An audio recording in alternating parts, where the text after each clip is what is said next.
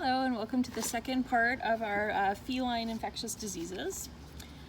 So today we're going to start with an illness called FIP, or feline infectious peritonitis. This is caused by a coronavirus. This is not related at all to the COVID-19 virus. It's just the type of virus is a coronavirus. But it's a coronavirus that mutates. So 90% of cats are carriers for this coronavirus and have it, but only a very small percentage actually mutates and causes FIP. The incubation time on this is anywhere between a few weeks to years. Most commonly though, cats are going to get sick about 6 to 18 weeks after coming into contact with the virus. Transmission is by direct, so coming into contact with a cat that has this coronavirus. It can be passed in utero from mother to kitten. It is spread from fecal to oral or nasal, so from feces to either the mouth or the nose. And it can be spread on fomites as well, but it only lasts just a couple hours on a fomite. So remember, fomites are objects that can transmit disease. So clinical disease is going to last between 3 and 6 weeks typically, but it can occur, most commonly, clinical disease, we're going to see it last between 3 and 6 weeks. It most commonly occurs in cats between 6 months and 2 years. So it's usually young cats that it mutates into the FIP.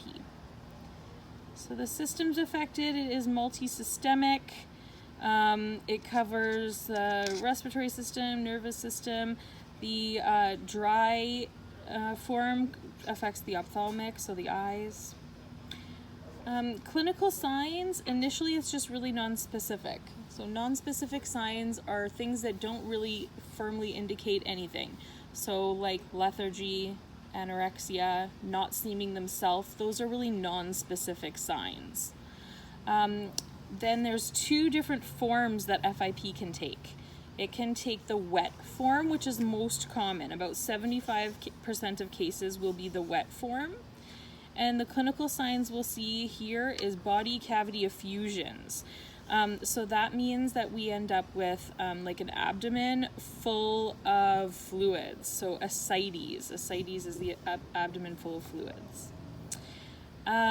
When we have the dry form, which is about 25% of cases, we're going to see organ-specific abnormalities. So if it's affecting the eyes, we're going to see eye issues.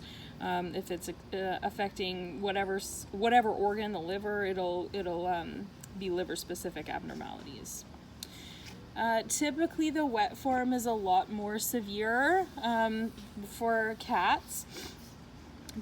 I've honestly never seen a cat survive with the wet form of FIP. The dry form is more likely to recover, but even the dry form is still pretty grave.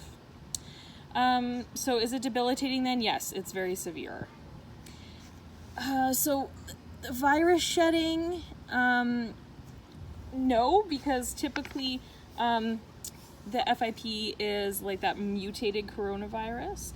So usually the coronavirus will like spread back and forth between cats, especially like in catteries. But like FIP specifically is not contagious, because although the coronavirus can be spread among cats, the mutation does not. And then, yeah, just to reiterate, only 10% of cats with that coronavirus, it actually develops into FIP. So treatment-wise is, we can't really treat the virus, right? So we're going to do supportive treatments here. We definitely would like to isolate the cat.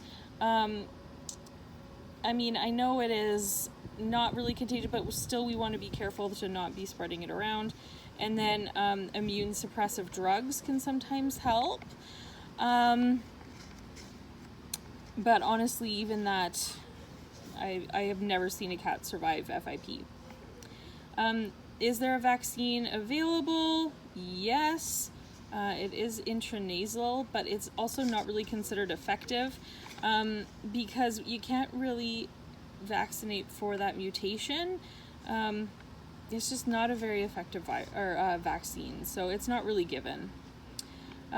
So kittens, if kittens are infected, it'll typically show up between 4 and 6 weeks old, or like 3 months to 2 years old. But that's 6 months to 3 years old, or sorry, 6 months to 2 years old is the most common time that we'll see it occur. And then reoccurrence, no, but that's just because they will die. So either they will die or they'll be euthanized. So they won't get a chance to have it reoccur. Diagnosis, well, we're going to be able to see if it's the wet form, those effusions, the ascites in the belly. So we can do an abdominal tap. We can take x-rays. That'll show us the fluid. The dry form, we'll see initially low white blood cells, but then they'll increase. We could do organ biopsy of the affected organ. We could do a viral culture for either wet or dry, but it's not very reliable because, again, it's a mutated form of the coronavirus. Prognosis is grave. Like I said, I haven't really had any cats survive this one, so it's a very grave prognosis. So in the environment, cold temperatures will preserve the coronavirus for months. On clothing and objects, it just lasts a few hours. And most household cleaners are going to kill that virus. And is it zoonotic? No. Although we do know that there are coronaviruses that affect humans, this is not one of them. So this isn't part of the notes, but I just wanted to share this with you. So the feline coronavirus, like the unmutated form, is common wherever cats are housed in groups, and it readily transmits back and forth between cats. Typically, it's not going to really cause any illness. Cats don't usually have any effects from it. Households with less than 5 cats will eventually clear of the coronavirus. Like they'll pass it back and forth, but less than 5 cats, it will eventually clear out. However, households with more than 5 cats or like shelter situations, it virtually never gets cleared of that coronavirus. So there's 4 potential outcomes to exposure. Either no infection, so they have the coronavirus, they don't get sick. They have the infection and it's latent, which means that you can see it. Or it can mutate and turn into dry FIP, which is the 25% of the cases, and the wet FIP, the remaining 75%. So left at room temperature, the coronavirus will die off in less than 48 hours. Carpeting will protect it for at least 7 weeks. So again, if you have like lots of cats or something, it's like carpeting is going to kind of be a reservoir for that virus. Once a cat's infected with the virus and recovered, they can be reinfected. So it does, like the coronavirus itself does come back to them. And then if they do actually get sick from the coronavirus without the mutation, it attacks intestinal cells. So you'll see some GI upset. As long as it just stays there and doesn't mutate, you're not going to see any FIP. Okay, so coronavirus itself is not harmful really to cats, but it's that mutation that turns into FIP that is. And it is very serious because it's such a grave prognosis. Okay, so our next illness is feline leukemia, and feline leukemia is caused by the feline leukemia virus. The abbreviation for that one, oh sorry, I see I cut off the screen here, is FELV. And it is a retrovirus, and it's immunosuppressive. So that means that it suppresses the immune system, right? So incubation time on this is about 2 to 6 weeks. And the way animals catch it is from prolonged close contact. So we're talking like licking each other, mutual grooming, coming into contact with respiratory secretions, urine or feces from sharing litter boxes, and it can be transmitted blood to blood. It is not a contagious risk in clinics. The reason for that is because that prolonged close contact is not a thing that's going to happen in the clinic setting. Animals are always going to be kept separate in separate kennels, so they're not going to be able to have that access to each other for like grooming or like sharing litter boxes. So we aren't concerned about the contagious risk in clinic for feline leukemia. Clinical disease is variable. Some cats don't really show any signs, or it takes them a long time to show signs. Some cats are really sick. Typically, though, most cats are going to die within about 3 to 4 years of diagnosis. But how long they're actually sick for will really depend. So the system affected is the immune system. It's an immunosuppressive virus. Clinical signs, we're going to see immune suppression, which makes sense because it's an immunosuppressive virus. So immune suppression, where the cat's more likely to get sick with other things.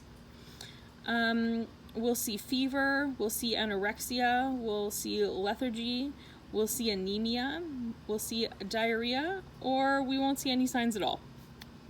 And the signs could come and go. The thing, though, that is a little bit tricky about feline leukemia is that it can often lead to cancer, a lymphoma cancer, which is not obviously not good. So in terms of debilitating, that's going to vary by patient, especially because of that clinical disease being so variable. Obviously, if it leads to cancer, that's pretty debilitating. If they have the virus but they're not really showing any signs of illness, that's not very debilitating. So it's really patient-specific, that question.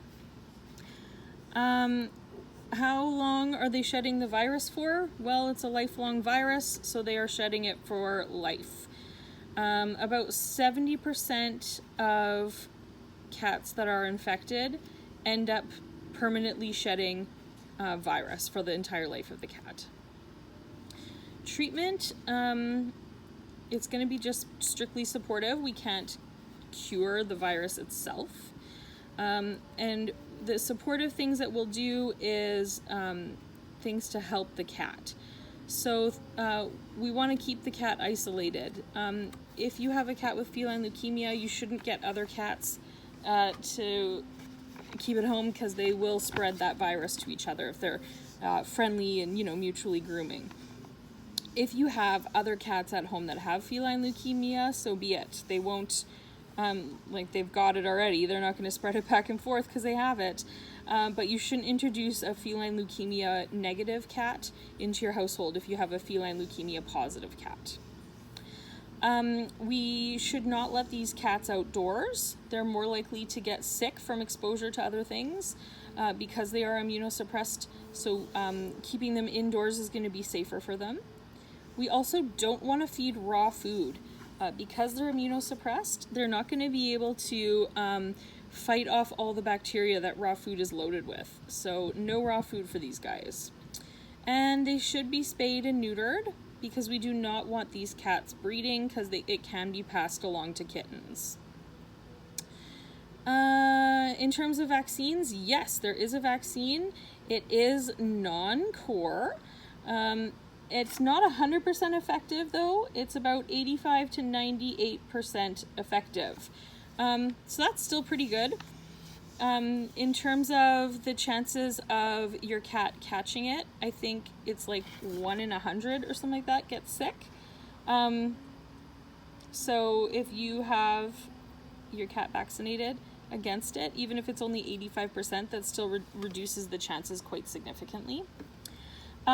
It is the vaccine protocol for it. It's given at 8 weeks and then boosted 2 to 4 weeks later. And then it needs to be boosted every 1 to 2 years after. Oh, my notes say 1 to 2 years, but I see these type notes say every year. And before we can give the vaccine, we need to make sure that the cat is negative for feline leukemia, which makes sense, right? We're not going to vaccinate for an illness that the cat has. So they need to be tested before we can start that vaccine series.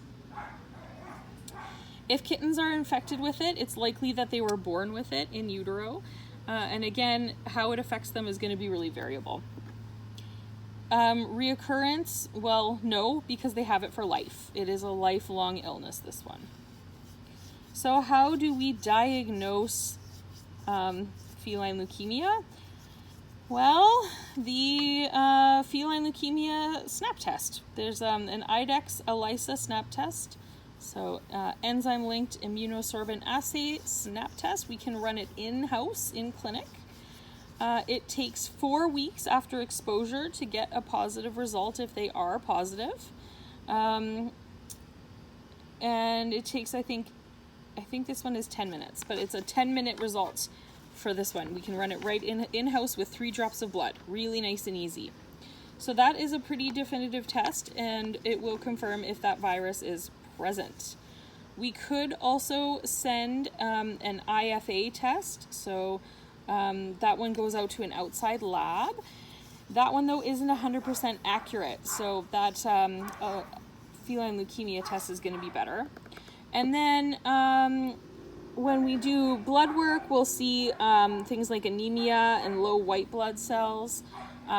We could see chronic illnesses, right? And then as well, sometimes that, clinical signs, history, etc. are going to be telling as well. So prognosis, it is usually fatal eventually. 80 to 90% of cats are going to die within the first 3 to 4 years after diagnosis. Usually the cause of death is going to be cancer because that virus can cause that lymphoma, or it'll be an illness secondary to immunodeficiency. So like another infectious illness or something. In terms of the environment, it only lasts a few minutes to a few hours, and bleach will kill... sorry, my notes are kind of messy here. And bleach will kill it. And same with accelerated peroxide and things like that. And is this one zoonotic? No, it's a feline-specific virus. So we have feline leukemia, that's a retrovirus. We also have FIV, which is a retrovirus. FIV is the feline immunodeficiency virus. It's related to HIV, which is the human immunodeficiency virus. So often people will call FIV feline AIDS. It's caused by the FIV, feline immunodeficiency virus. AIDS stands for acquired immunodeficiency syndrome. Basically what happens is that the cat develops immune suppression from this virus. So incubation time is anywhere between weeks to years. And transmission, it's primarily from bite wounds. So it goes from blood to blood from fighting. It can also be transmitted sexually as well, but bite wounds are like the #1 cause. So anytime we have a cat that comes in with like an abscess from a cat bite, we want to test them for FIV. I also want to mention that cats that go outdoors are at risk of contracting FIV, especially if they go outdoors and fight with other cats. I always kind of joke, I guess, that FIV is like the fighting virus, and FELV is the loving virus, because if the cats are like friendly and there's mutual grooming and stuff like that, they can spread feline leukemia. Feline AIDS is a risk factor when they're fighting other cats. So maybe that'll help you to remember the difference between the two. Clinical disease is going to be really variable. I've seen lots of FIV positive cats that do not seem sick at all. I've also seen lots of FIV positive cats that look like death and then often die. The immune system is the one that's affected. Clinical signs will see that immune suppression, so they're more likely to get sick with all the other things. We'll see fever, anorexia, lethargy, anemia, chronic oral infections as well, and those symptoms are going to come and go. So when, like, typically what happens is because they're immune suppressed, we see these kind of non-specific signs flare up, but then they go away and come back and go away. Is it debilitating? I would say it varies based on the individual animal. Some have it their entire life, never show a sign, and don't really get sick or die because of it. Other cats are really sick and they're pretty immunodeficient, so they're constantly catching things and then they die of something. So it's pretty variable. They're shedding that virus for lifelong. Anytime they're getting into fights, they will be spreading that virus around. Treatment, again, same as with feline leukemia. We can't treat the virus itself, but we can do supportive treatments. If they become sick with something, we can treat that. We want to do the same kind of prevention things for them. Keep them indoors for their own safety. Spay and neuter them so they're not spreading it to their mates or to their kittens. And no raw food, because they're immune compromised. They can't fight off any bacteria that are in the food. And we should keep these guys isolated from other FIV negative cats. You are welcome to adopt multiple FIV positive cats, but you shouldn't mix negatives and positives. Is there a vaccine? Yeah, well, actually no. It says yes. There was one. It's non-core, but it was only about 80% effective. It is actually no longer available as of 2015, so feel free to change the notes on that. If kittens are affected, it's fairly rare. It would have been from the mother, so in utero. If a kitten has it, honestly, it's likely to die very young. Like if you adopt a kitten, it's really unlikely it has FIV because it would not have made it that long if it did. Reoccurrence, well, no, because again, it's a lifelong illness. It doesn't go away for them to be able to have it reoccur. Diagnosis, the best diagnosis method is the FIV snap test. It's another IDEX snap test. You cannot diagnose based really on clinical signs because there often aren't any. I should mention for the ELISA snap test, you need to wait 8 to 12 weeks post-exposure. So it might take a while to get that positive result. And then if we did blood work, we would see anemia and low white blood cells, but again, that's not really definitive of FIV. That snap test is going to be definitive. Prognosis, it's pretty variable. About 20% of cats will die within 5 years. About 20% of cats will be sick within 5 years. And the rest of the cats appear pretty normal, but may be sick on and off.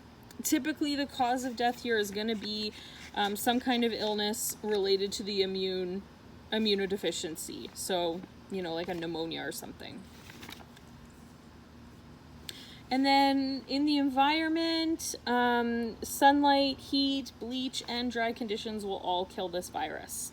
And is it zoonotic? No. We have our own, human immunodeficiency virus, but the feline version is not going to spread to us. And, I didn't think we were going to talk about rabies with cats, but here we are. We've got it here, so let's talk about it. So, really, it's going to be the same kind of information for cats as with dogs. So the rabies illness is caused by the rabies virus. The host is any warm-blooded mammal. Typically your carnivores are the ones that are going to be affected. Predisposed animals are anyone that's unvaccinated, any mammal that's unvaccinated, and especially animals that are exposed to wildlife. Incubation time is anywhere between 2 weeks to 1 year. That depends on where the animal was bit. So transmission is saliva to blood, usually via bites. Depending where the bite occurred is part of the length of incubation. So if you were bit on your foot, it's going to take a lot longer for that virus to get to your brain and start affecting the brain. If you're bit on the face, that's a lot bigger of a concern for rabies transmission. Those clinical signs would kick in a lot faster. Clinical disease, death is going to occur within 10 days of clinical signs. Illness, I suppose you could say, lasts up to 10 days. And once clinical signs develop, this illness is fatal. The system's affected, the central nervous system, the brain especially, and then the virus settles into the salivary glands, and that's where it's transmitted via. So out the saliva, and then gets into the blood of other animals from bites. So at first we're going to see clinical signs show up. The animal seems really nervous, just isn't really acting themselves. They have a really big change in personality. We'll see things like nocturnal animals being out during the day. They might have really weird behaviors, really jerky movements. They just seem strange. They might have a fever, and they might be constantly licking the bite site. If you have like furious rabies, they'll be like trying to attack or trying to bite. By the end stage, they're starting to be really lethargic. They could have paralysis. It looks kind of like they're seizuring, kind of. They act so strange. They have a hydrophobia, which means a fear of water. They can't really swallow, but they're also hypersalivating, which means producing a lot of saliva. So that's why we have that like foaming at the mouth appearance. They'll have noise sensitivity and pica. So pica is like trying to eat things that aren't food. Like dirt is a common one that they'll try to eat. And eventually it'll be coma and death for these guys. Shedding of the virus only occurs once the virus is in the salivary glands, and that happens once clinical signs start to occur. So before clinical signs, you're not shedding the rabies virus. So treatment, there isn't treatment after clinical signs develop. The animal's going to die, or should be euthanized. At the time of bite for humans, if you are bit by an animal that's potentially rabid or you don't know their vaccine status, you should wash that bite really well. Let it bleed. Bleeding is protective. It can get out things that shouldn't be in there, like viruses, bacteria, and debris. So let that wound bleed and wash it well. And then there are post-exposure vaccines that can be given that can stave off the illness. If, however, you do not seek treatment and then develop clinical signs again, it's death. There's not really a way to treat it. I talked about in the dog section that there was a couple of people that have survived, but the treatment that was used on them was not, it's not necessarily repeatable. Like other patients that have had that treatment did not survive, so it's not very reliable. So if an animal bites a person, we need to quarantine them, and that's regardless of vaccine status for rabies. The thing that changes between vaccine status is how long they need to be quarantined for. So if a cat bites and is vaccinated for rabies, they just need to be quarantined for 10 days. And by quarantine, I don't mean they have to stay in your home and not leave, because, that's generally the life of a cat anyway. Quarantine has to occur for cats in a vet clinic. It's not an option for them to be at animal services the way dogs have the option. So cats have to be quarantined in a vet hospital. If the cat is unvaccinated and bites a person, that cat needs to be quarantined for 6 months. If the animal was vaccinated at least 28 days prior to biting, it should be protective immunity at that point. How do we diagnose rabies? Well, the clinical signs are really going to tip you off. It's pretty obvious. But the way to confirm it is that the brain needs to be submitted for testing. So that obviously cannot be done until the animal is deceased. So after the animal has passed away, the head is removed and the brain is submitted for testing. Prognosis, it's absolutely fatal once those clinical signs develop. And vaccine, yes, there is a vaccine for cats. It is a core vaccine. The timeline on it, or the protocol, is given it at 16 weeks, at 1 year, and then every 1 to 3 years. And then rabies is extremely zoonotic, so we want to protect against that. And then the same question we talked about last time, why do we vaccinate for rabies? I mean, those answers still haven't changed. We want to protect public health because it is a zoonotic illness and can spread to humans.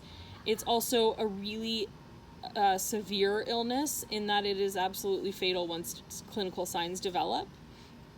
And it's inconvenient to have to quarantine your unvaccinated animal for 6 months, so just vaccinate. And especially if you live outside the city, you don't really know if your pet has been exposed to wildlife. So best case scenario is to just go ahead and vaccinate, because then they are protected. And if you do live in the city, I'm going to throw it out there, it is a bylaw in the city that your pet is vaccinated for rabies. So, that is our cat vaccines, or I mean cat illnesses. I'm just looking through here. Yeah.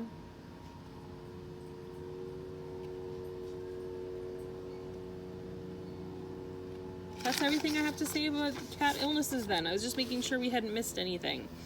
So if you do have any questions at all about these, please ask in the chat, in the virtual classroom, or send me an email. Thanks so much for listening. Bye.